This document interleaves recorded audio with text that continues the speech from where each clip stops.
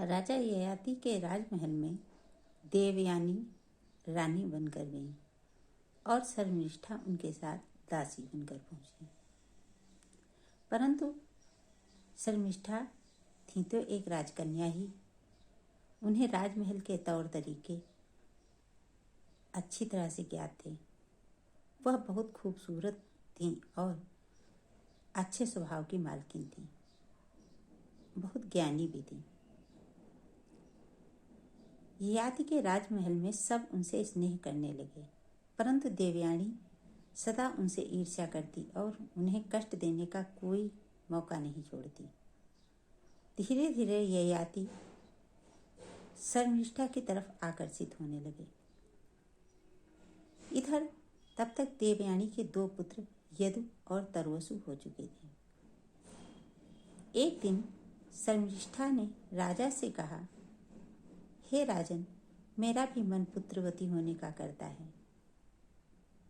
राजा मन ही मन उन्हें चाहते थे, इसलिए सबसे छिपकर उन्होंने शर्मिष्ठा से विवाह कर लिया। उनके भी 3 पुत्र हुए, द्रुह, अनु और पुरु। यह बात जब देवयानी को पता चली तो वह बहुत क्रोधित हुई और अपने पिता के घर जाने लगी। राजा ने उसे मनाने की बहुत कोशिश की, उसके पैर पकड़े, हाथ जोड़े, परंतु देवयानी किसी तरह से नहीं मानी और अपने पिता शुक्राचार्य के यहाँ क्रोधित होकर चली गई। राजा को तो पहले ही अनुमान था कि वहां जाने के बाद कुछ न कुछ अवश्य होगा। राजा भी देवयानी के पीछे पीछे उन्हें मनाने शुक्राचार्य के आश्रम पर पहुंच गए। उन्होंने ऐसा कभी सोचा नहीं था कि दैत्य गुरु उनके साथ इतना गलत व्यवहार करेंगे। दैत्य गुरु ने अपनी बेटी की बात सुनने के बाद राजा ययाति को श्राप दे दिया। उन्होंने कहा, हे ययाति, तू स्त्री लंपट है, मंद बुद्धि है, झूठा है। जा, तेरे शरीर पर वह बुढ़ापा आ जाए जो शरीर को कुरूप बना देता है। जा, आज से तू उसी बुढ़ापे में जी। ययाति ने गुरु शुक्राचार्य की बहुत प्रार्थना की। उन्होंने कहा, मैं बूढ़ा हो जाऊंगा तो आपकी पुत्री का क्या होगा? आप यह तो विचार कीजिए। मैं अभी आपकी पुत्री के साथ विषय भोग करते करते तृप्त नहीं हुआ हूँ। इस श्राप से आपकी पुत्री का भी अनिष्ट है, इस पर भी विचार करिए।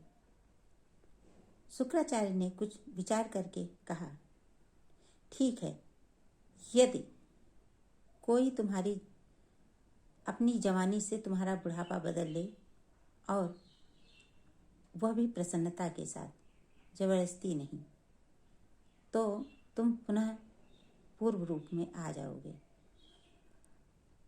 राजा यह सुनकर अपनी राजधानी वापस आ गए। उन्होंने अपने बड़े पुत्र, जो कि देवयानी के पुत्र थे, यदु को बुलाया और यदु से कहा, हे पुत्र, मेरी विषय भोगों को भोगते हुए अभी तृप्ति नहीं हुई है, इसलिए मेरा बुढ़ापा कुछ दिनों के लिए तुम ले लो और अपनी जवानी मुझे दे दो।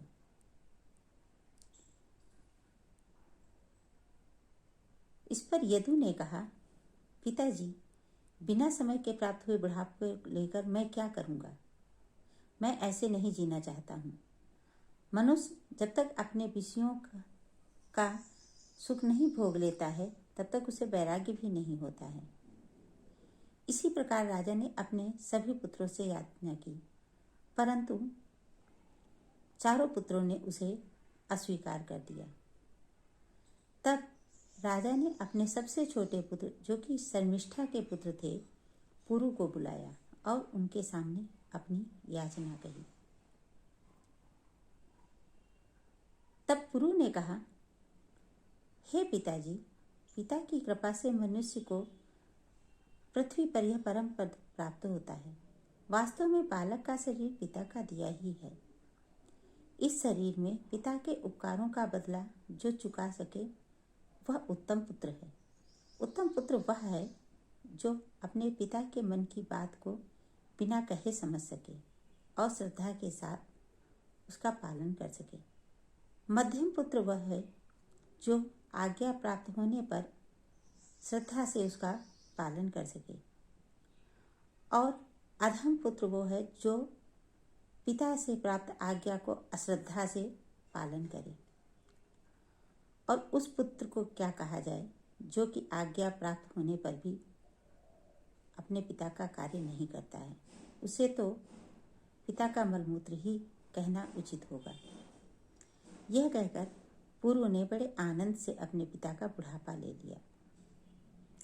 राजा ययाति पूर्वत देवयानी और शर्मिष्ठा के साथ विषयों का आनंद लेने लगे और अपनी प्रजा का भली भांति पालन करने लगे। वह सारी पृथ्वी के एक छत्र सम्राट थे। वह यज्ञ दान दक्षिणा के द्वारा भगवान श्री हरि को प्रसन्न करने लगे। एक दिन राजा मन में विचार करने लगे, अरे धीरे धीरे 1000 वर्ष व्यतीत हो गए, परंतु अभी मेरे विषय भोगों से तृप्ति नहीं हुई। ये इंद्रियां हैं कि तृप्त होने का नाम ही नहीं लेती हैं। अब मुझे वैराग्य ले लेना चाहिए।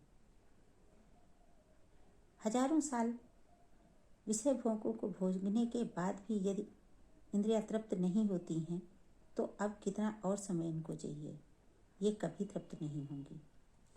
उन्होंने अपने बेटे पुरु को बुलाकर अपना बुढ़ापा ले लिया और उनकी जवानी उन्हें वापस कर दी।